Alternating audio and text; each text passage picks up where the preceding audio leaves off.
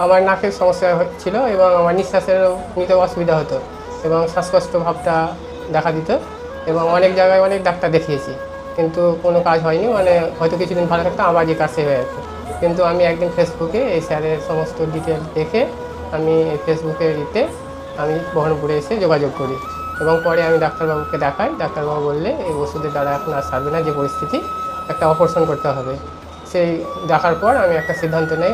অনেক ওষুধ খাওয়ার ফলে আমার যেহেতু কোনো কাজ হয়নি, আমি সঠিক সিদ্ধান্ত কারণ নিজেই ভাবলাম যে অপারেশন করাটাই বেটার হবে। তাই আমি সেই অপারেশন করেছি। আমার এখন 6 মাস চলছে। আমি অনেক আগেকার থেকে ভালো আছি এবং আমার সমস্যা অনেক ক্লিয়ার, কারণ আমার নিঃশ্বাসে যে সমস্যা ছিল, আরও অনেক সমস্যা ছিল, সেগুলো অনেক সলভ হয়েছে।